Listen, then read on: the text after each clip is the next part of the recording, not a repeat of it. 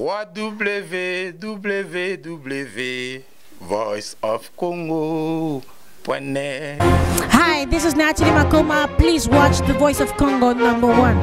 Toute peine mérite salaire, mais le manque de professionnalisme doit être sanctionné. Voice of Congo, si t'as pas professionnel, donc chapeau, Bolanda. Acteur nabino, musicien, artiste en général, on s'appelle. Et puis que Jésus, ce qu'on a développé, c'est une Voice of site Oyo Mungongo à Congo, et ça déjà message. Toujours le baba réalité.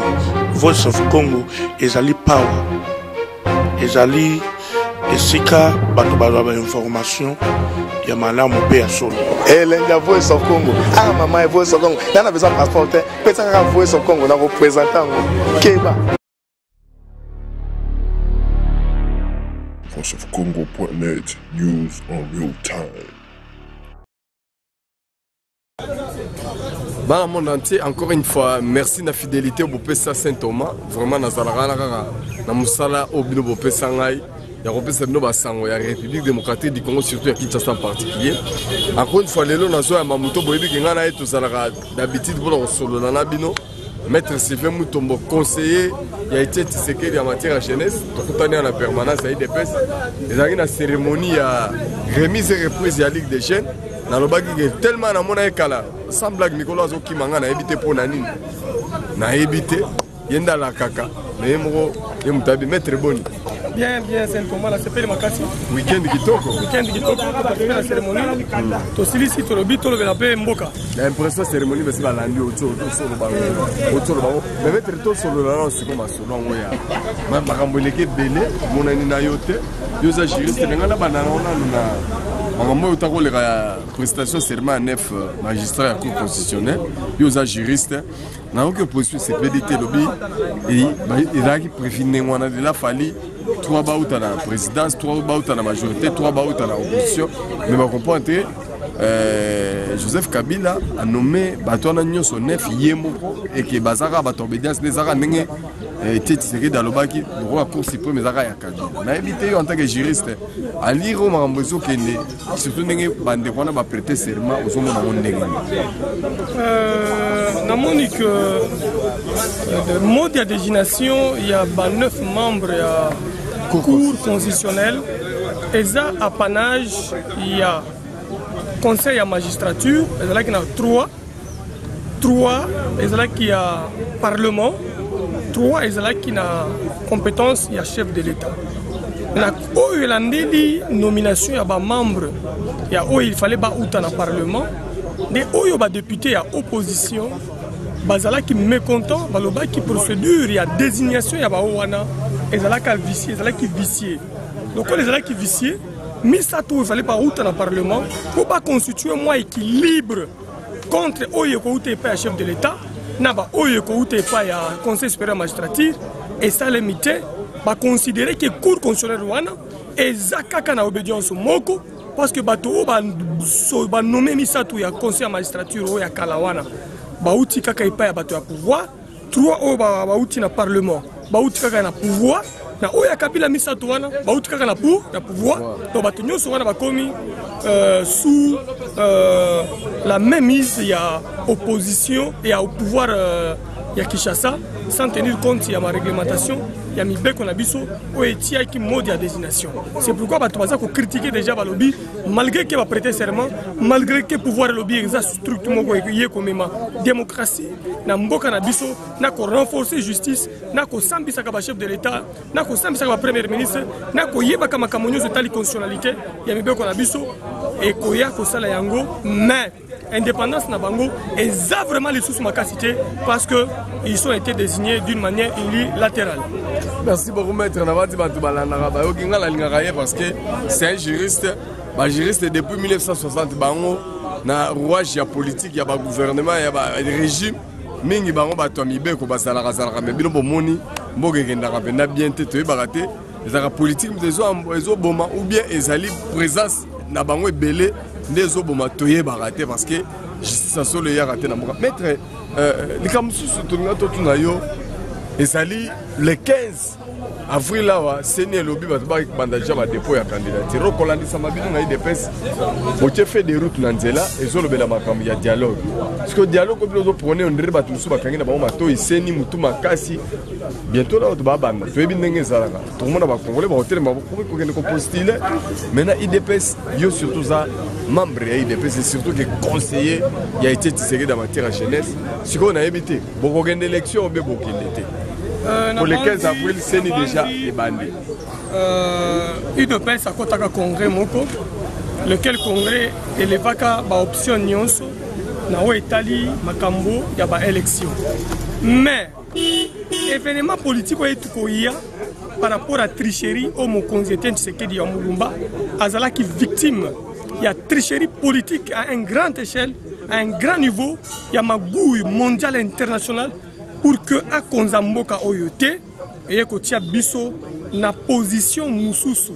Position wana et que l'obake UDPS il fallait azuana nous impérium na yé parce que ONG nyonso ya droit de l'homme na ba structure nyonso non gouvernementale et bimisaka président Etienne Tshisekedi comme vainqueur ya ba élection wana. Si Koyo, lokola tozaki na président azo diriger mboka par défi. UDPS a meti ko tia ba pression politique ya ndenge na ndenge. Po Kabila na batuna ye nyonso ba meka ko comprendre que celui qui a gagné bazong c'est le pouvoir na ye a boye ki ko zong sa peuple na congolais na nzela poto buka poto sala ba manifestation poto sala mboye na boye. Mais Etienne Tshisekedi wa Mulumba alingaki ye moko abunda bitumba ya imperium ye moko zong a récupérer pouvoir na ye azong c'est lango peuple ameka ko sepela na pouvoir wana. Mais toi comme on a lelo to comme déjà na 4 ans toza na une année vers la fin du mandat politique. La politique étant dynamique, l'UDPS a changé stratégie politique na ye à lobby. Dans ce cas, tokende kasi na dialogue politique pour tobaliser nzela ya bama. On a mis na makambo nyonso etali tricherie électorale pour mokonzi Tshisekedi ayeba ko diriger mboka na bosolo nyonso. Bato wana bazongi sima balobi o to ndimi dialogue o mais to boy makambo ya ko discuter sur le pouvoir politique. Ndei de pesa tali lobby malgré que boy ko discuter sur la question ya question ya pouvoir politique parce que to ko tiango en cause na dialogue wana bato wana ba ebisi ba émissaire kirikiri ba ebisa de pesa atia pembeni makambo ya crise politique par rapport à prise de pouvoir ya Tshisekedi.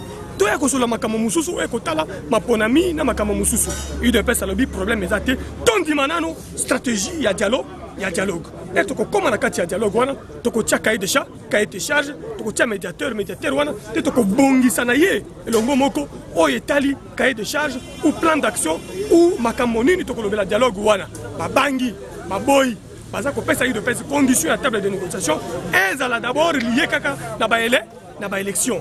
Tokende ko discuter makambo ya pouvoir basi ba ibate tokende ko discuter makambo ya élection ko ba mona bino bolingo boni estimé sur Kabila azo soki manda IDPS à lobby quel que soit ba condition au bango baza komema dialogue politique et ko sala nini et ko kota malgré des poids ba candidature dialogue et ko kota Yolanda kako information te biso to landa information ko le kayo journaliste Union européenne Belgique États-Unis d'Amérique ba ambassadeur ba ye awa ba kutana Kabila ba yebisiye dialogue il faut quota plus rapidement possible avant toutes les élections. Donc depuis la candidature les banques sabiso de PST eza décision politique et ça l'équipe qui nous déposer candidature mais force politique de PES na poids de PES na balance et ko bouleverser makambo nyonso. Donc, bang a besoin de candidature et que banque a besoin de il de pèse à machine politique à peser à la balance politique à transformer ma camognonso avant même de la candidature même pendant de la candidature au cas que va bloquer le bureau na bango moko dialogue ko et continue il de pèse pas mi bongi si pe à côté masolo wana na lobakango tous les jours ko na bango ko bambanga ina banga kate il de pèse à côté ba élection nyonso na lobango awa 1000 fois lokola bato mususu bayaka ka bazo tia bako biloko na mutu ba comprendre kate ba sala effort ba comprendre te mais les la banzi et bele ba comme ko comprendre ba bamba Félix Tshisekedi mabanga alobi na radio ke to kokota élection nyonso ba bamba Félix mabanga ngala lobango akala Dans le lobby, il n'y a pas une vie pour un parti politique si ce n'est que les élections. Il n'y a pas une vie pour un parti politique démocratique si ce n'est que les élections. L'UDPS s'est battu pendant 32 ans en refusant les conciliations politiques, en refusant les petites postes ministériels pour conquérir le pouvoir en entièreté. Par quelle voie? Par la voie démocratique et électorale. Pourquoi nous devons refuser les élections à l'UDPS? C'est non-sens. Nous avons en 2003 refusé 5 postes de ministres. Nous avons en 2003 refusé 5 postes de députés. Nous avons refusé plusieurs fois 2 places dans la CNI. Plusieurs fois, nous avons refusé beaucoup de postes à l'UDPS. Aujourd'hui, qu'il y a une voie où l'UDPS peut avoir des députés provinciaux, ou une voie où l'UDPS peut avoir des gouverneurs dans beaucoup de provinces, on doit refuser ça et aller vers un raisonnement patouf. Moi, je suis cadre de l'UDPS. Je suis libre de raisonner. Je suis libre de penser. Et je suis content du fait que, depuis que je passe ici, tout ce que j'ai fait comme raisonnement, c'est là où nous sommes en train d'aller. Tous ceux qui raisonnaient contrairement ici, maquiller la bango aussi à chaque fois. Et tu comme en 2016, tu as raison. Raison est checker de toi nango. Politique c'est que pour l'anda il faut y checker de penser ni. C'est que tu sacrifier combat na yé na individu moko na parti. C'est que tu sacrifier combat na yé na likolo ya congolais nyo ba mususu bakufa. Tala kaka 425 corps. Bakufi kwa nini? Kwa Tshisekedi. Kwa Tshisekedi atika kozonga sa peuple pouvoir na yé. Atika peuple nanzela. Tata Nzambe azwaye combat na yé tika pa pamba. Biso bajina ite peto ko numéro ko wana té. L'UDPS s'est battu pour la conquête du pouvoir. L'UDPS doit aller au dialogue pour conquérir le pouvoir par la voie électorale. Bref, ce qui bato banandi, ndenge bolanda biso na monde entier, ndenge na ba soki bomoni te bondi baté, buka mona buka ko kila Saint Thomas, makam to mettre à lobby, bondi mana on te foi salema pour bondi ma yango mais ce qui est vrai, abi ba participer na ba chasse mais au moins les 15 place on a envie postuler tout postuler tout éviter mais si là-bas des points qui ne s'y voient même pas jouer peut-être bah pour bas ça mais dialogue peut toujours c'est là date nango déposer candidature de l'autre côté politique de peser ma casse pour les candidatures. Merci à toi maître. Alors maître ce que tu cité na point où soit anticipant qui on a les Kamwa fausse commune il y a pas longtemps IDPS pour la première fois à Kendaki na Maluku bato batala biso na monde entier bu mona ki tozaki na bango la laxi donc de Lili IDPS qui conscientiser bande kwa Maluku commune ya Maluku etombaki dimanche moko boye il y a mois ya mars en tout cas etombaki IDPS qui pour conscientiser la population à propos il y a fait des routes na bango il y a dialogue mais après quelques semaines il y a départ à IDPS kakemoro beti na Maluku va découvrir fausse commune à 425 personnes. Alors j'ai à côté de moi un juriste pour ne pas dire un médecin légiste, un juriste. Il a un mot à dire à propos. Mettre impression, on a dit que la communauté internationale, quel est le DG Bandi. Mais dans mon acquis, vice-ministre, vice-premier ministre chargé intérieur, Baris Bochap a réuni Monisco, l'organisme à droit de l'homme, pour nous savoir la vérité à l'objet que non. Et là, il y a un gouvernement qui a tout conduit, qui est indigène, qui est morgue, qui est tout conduit, qui est boutou. Bon, la vérité, c'est comme suspect. Vérité déjà, il y a un gouvernement. C'est une vérité. Si vous mettez Moutou ya Kabila eza na ngofo. Vous ne pouvez pas basilikuna. Dans le lobby, Moutou ya Kabila eza ko voter, Moutou ya Kabila eza na suki, la kati ya basuki wana tozo luka basili. Basiliku tu baza la kati kuna baza pebe ebele. Tozo kanga moko tozo tia bango pembeni, tozo ko compter bango. So to kokisi kaka 50 et sili to constater que Moutou ese po et pour la nango. Vous comprendre. Donc ma solo etali bibembe wana. Omoni na mboka na biso toza na auto bengaka législation en matière funéraire. Toza na législation il y a 1950 au etali makambo ya inhumation, il y a scrupule na ya ba enterrement. Ce sont des lois de la République. Mutu bakoti ko kunda ye ndenge nini awa na mboka na biso batiaka ebembe na maite. Na mibeko na biso auto hérité par ba belge tondima kotumba. Tondima kotia sous terre.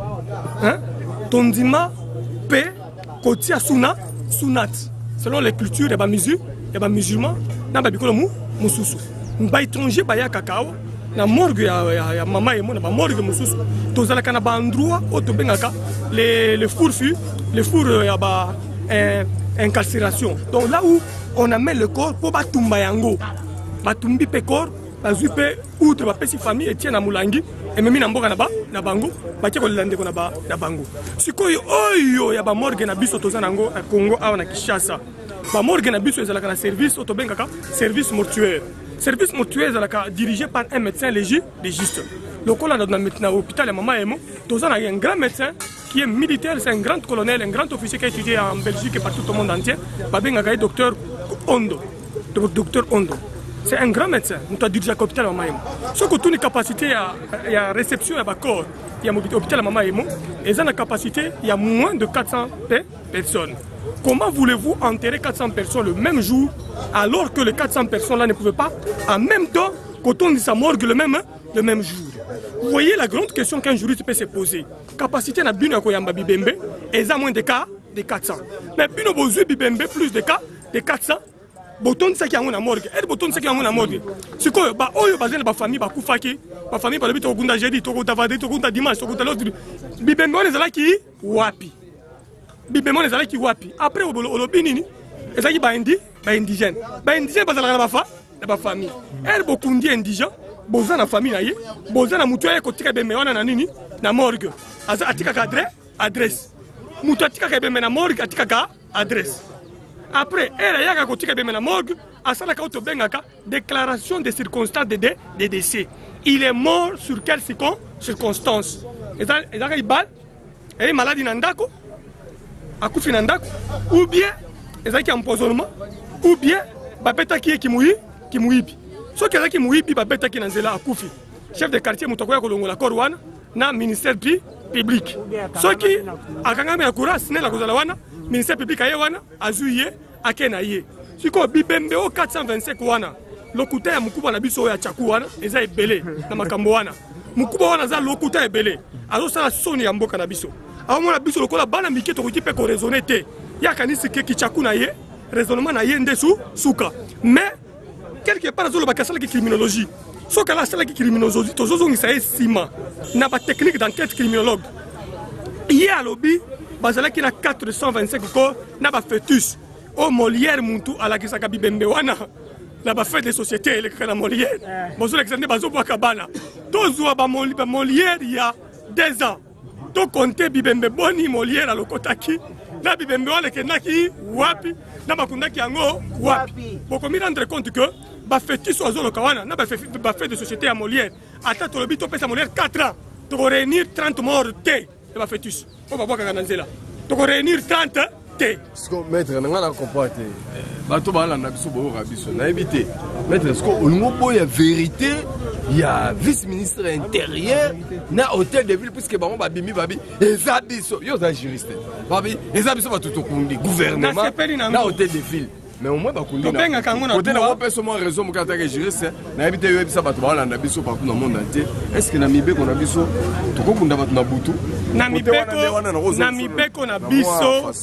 Namibé qu'on a biso enterrement ya butu ezalakate. Namibé qu'on a biso bakanga kamor bakanga cimetière na 16h30. Namibé qu'on a biso la uti ko bisabino awa. La loi qui organise l'insurrection, la loi qui organise le funérailles, la loi qui organise les services funéraires, la loi qui organise la détention des morgues et des hôpitaux qui sont retachés. Mipeko wane lobby, babi misaka ebembe na morgue 18h t. Mipeko wane lobby, na morgue pour bimisa ebembe, il faut autorisation à un médecin, légiste ou azo kambamo morgue. Oh bango ba lobby bato na baza ba indigent. Indigent dans la famille te. Indigent dans la famille. Est-ce que Mibeko sur la Bible, Mibeko la Bible sur le Bible, ceux qui veulent pas indigent, bon qu'on ne connaît sans famille. Indigent, cela veut dire que Mouto a zangi famille ou bien ba abandonné. Ceux qui veulent pas kundaye, ba benga ka famille na ye et ye ba lobi, bo sondoli qui corne na bino, bo umeli. Les présidents à morgue, le directeur de la morgue peut même vous écrire une lettre de vous sommer. Ceux qui voulaient commis occuper la morgue na mort na bino, to sala nini, to kundaye biso mo ko ndengale. L'État, l'État, ça veut dire qu'on soit un cercueil d'infortunés. Pas un cercueil d'infortunés, pas un corps battu. Mais qui est mort qui n'a pas ça existe battu, battu. Oh là, Kokunda, il y a Kokunda indigent, Bossali morgue, Bossali cimetière, fosse commune, Bozui Bibembe, il y a Batumikolo, Botier Yangona fosse commune, Moko Botier, Bozui policier Botier Wana, après Botumul Mabuki Moko Mukuse, parce que ça allait qui Boutou, il fallait bosser la Ngomba. Bangu population peut azazo baté population peut azaki ekenge kaka ba o bazala ki na bango na mission wana nde bango baye bisi opposition to zala la mission ki nganje o moni ba ndongo la misu bapetaki bor kingani bokende série pel papa kuna parce que UDPS aza na bato nisika nyonso UDPS aza na bato na bana armée aza na bato na aner aza na bato na cabinet chef de l'état bato nyonso na balingi changement du fait que bato nyonso balingi changement baza bato ya UDPS soki likambo moko ezosalema contre le changement bato wana bakoya koinforme UDPS c'est pourquoi UDPS mbala moko asali déclaration politique atuna bango bakundi bato wana butu pona nini bango baza ba indigène famille na bango eza wapi parce que indigène cela veut dire famille mutu ekotika ebembe wana na morgue donc mutu wana aza na famille okundi ye na ndenge nini alors que bafamille wana bayebi bakundaki bandeko na bango te na kisasa famille ata ezangi mbongo ebimisaka kaka cercle ekundi soki mutu aza indigène cela veut dire que bolokotaki corona na nzela donc so bolokotaki corona na nzela bien bopetaki yango masache le 19 ou bien le 20 ou bien le 21 et ane ekomi makambo mosusu il faut enquête internationale et ça l'élément du fait que le gouvernement en place ye moko a commis partie prenante ya crise wana alors biso bato tokundaki biso pe bakondole toza na droit ya information bokundaki bango ndenge nini ezambala liboso toyoki makambo wana même Mobutu toyoka yango te même ya bakasapar oyo tungo komanza lobaka na yebe esika bakundaka ba étudiant na 90 na campus Lubumbashi toluka fausse commune wana tomona yango te siko oyo to vivre yango alors qu'il venait de passer des marches et des manifestations sanglantes dans la République. Il faut enquête internationale et Salema. Ministre européenne, Kenge, il y a Union européenne, il y a Italie. Le ministre d'Italie a commis député européenne. Anya Fouli Bango. Alors, il y a fausse commune, ezali wala zanga la lobna lo batelo bisa kabila lo tunaye Kenge ezanga ite aza ministre ya Union européenne alobi ba fausse commune mususu ezali il faut une enquête internationale Didier Renders alobi botika communauté internationale et c'est la enquête Bino Bozo est partie prenante. Vous êtes accusé. Est-ce qu'un accusé peut faire l'enquête de sa propre crime? Non. Est-ce qu'un accusé, yo obomiye? Yo mobile sur l'enquête. Le col baboma qui chebea, bango bakomi sur l'enquête ya chebea. Tokanga ki bango, bango sur l'enquête ya chebea, tokanga ki bango, bamukala bazana na kati. Bango pe, basali makombwana, moko na moko akokangama. Lelo na kosite bango bakombo te, mais lobby na kusema comme là-bas na bango IDPS ça na belema nyonso na parti politique ami to travailler makasi pour toyer ba vérité makambwana to lobby déjà que batuana baza bato le 19 le 20 le 21 ti na ba marche mususu c'est seulement en 2011 ba combattre na biso ba bomaki to ba ki bisika ba kundaki bango te par rapport à Bela ba ONG lobaki Azado a lobby pendant les récentes marches il y a eu plus de 200 morts tués et ça nga mettre muto mon lobby te et ça Azado na communiqué de presse na ye donc bibembe eza ya solo ya ba congolais eza fœtus te eza ba tuna mitu na bango na makolo na ba famille fœtus eza loko moko kopola e umela na mabelete eza azana crâne te azana mukuwa makasi te donc eza loko kopola lobby tourne après parce que ya ba chebe ya ba toba mukungubila ya ba soki ba coup d'état so ba nini communauté internationale banani balobaka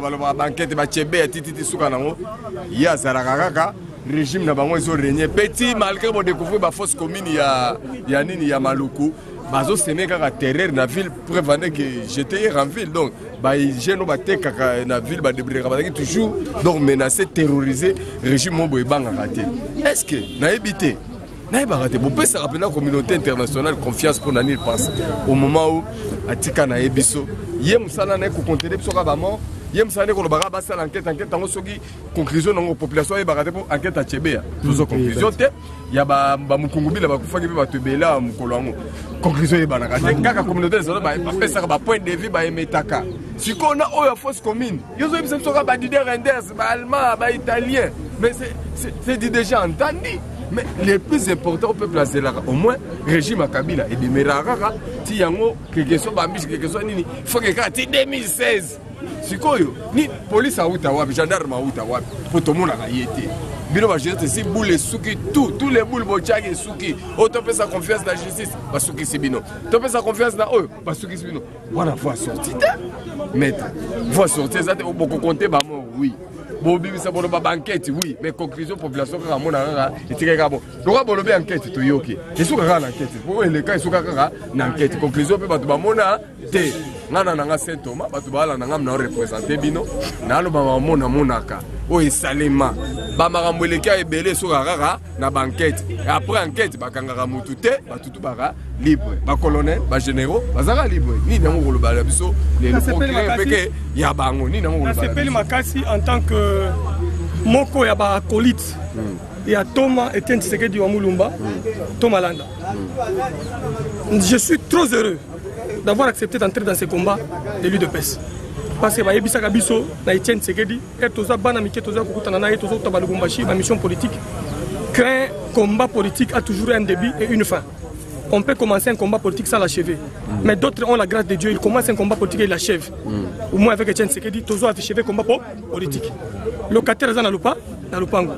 Locataire Zana Lupango, Azape Nama, na Manda. Naza libre, et Nazo locataire Zana Lupango Zanama, na Manda. Puis toi Banabaye, le Lokabila a triché l'élection. C'est qu'il a gagné. C'est qu'il est chef de l'État. Mais les lots, 4 ans de gestion, il y a Mouyi, il y a Mouyi. Dans 4 ans de gestion, il y a Mouyi, tu as combien? Tu as 10 mois. Tu as 10 mois. Tu as 10 mois. Parce que 4 mois, on est au côté de ma scrutin. Donc, ça fait Mboutou. C'est nous à l'UDPS qui sont distraits.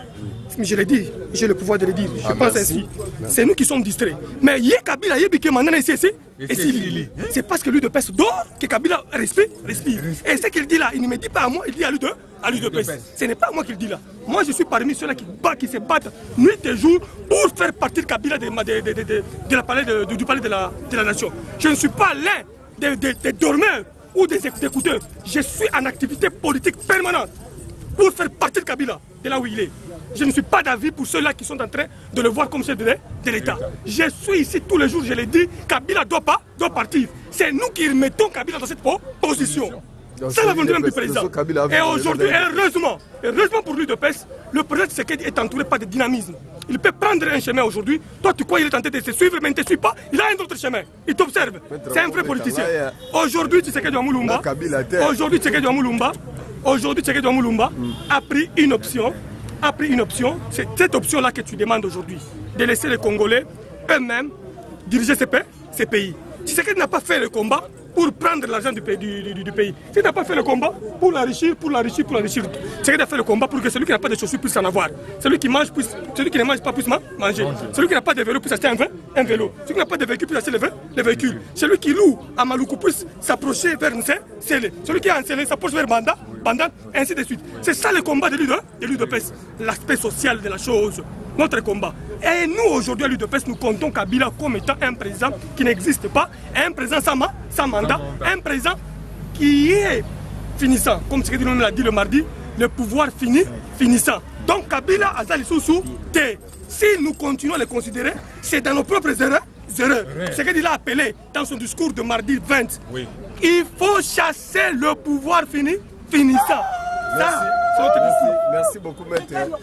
Wana ba malobano ya suka vraiment bo comprendre maître ngai soki na bana bana na douceur na matsake température bo sati ndenge mati Tshibambe Christian azaki na bilili bo goûter na wana deuxième round des alliés pour ma solo ya fausse commune nanu esilite vivra verra bye bye.